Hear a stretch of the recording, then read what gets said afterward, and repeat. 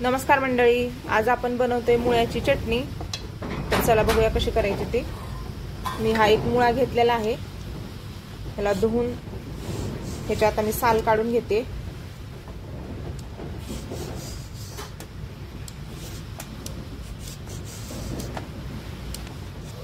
तर मुळा आपण आता खिसून घेऊया।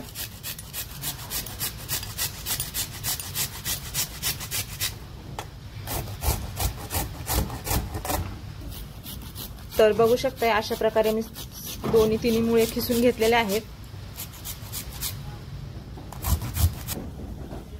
तर मी कढई तापायला ठेवलेली आहे, आपण आता तेल घालून फोडणी घालूया। तर मी 2 माप तेल घालणार आहे। तर ह्याच्यामध्ये आपण जिरा आणि मोहरी घालूया।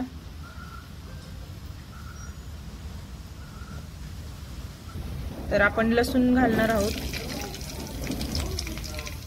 लसूण छान असा ब्राऊन होऊ द्यायचा आहे।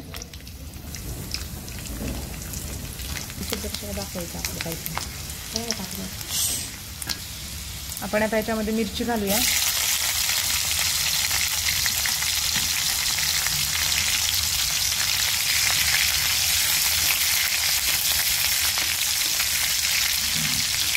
लसूण आणि मिरची छान अशी तडतडीते।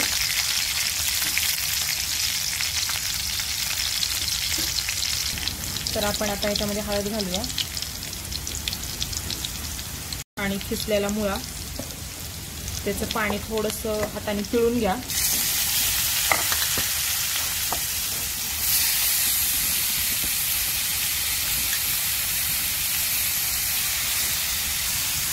आपण आता ह्याला छान असं परतवून घेऊया।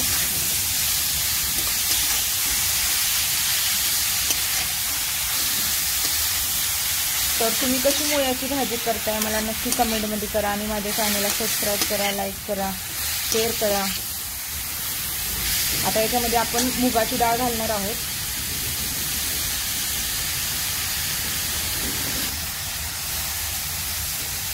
तर मी धुवून थोडीशी मुगाची डाळ घातलेली आहे। आता चवीपुरतं मीठ घालूया, ह्याला छान असं एकजीव करून घेऊ। त्याच्यात पाणी अजिबात घालायचं नाहीये, कारण की मुळ्यामध्ये पाणी असतं, त्याच्यामुळे फक्त याला वाफेवरती शिजवायचं मंद गॅस करून। त्याच्यामध्ये आपण कोथिंबीर घालू आणि थोडंसं कूट घालूया।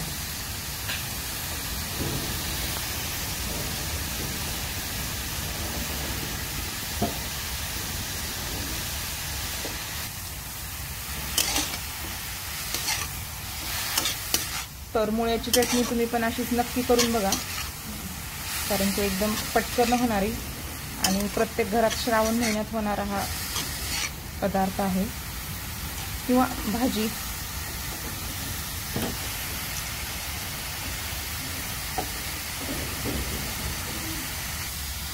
तर बघू शकता ह्याच्यामध्ये मी अजिबात पाणी वापरलेलं नाही। तर आता याच्यावरती मी झाकण ठेवून एक 3 ते 4 मिनिटं ठेवणार आहे बारीक गॅसवरती।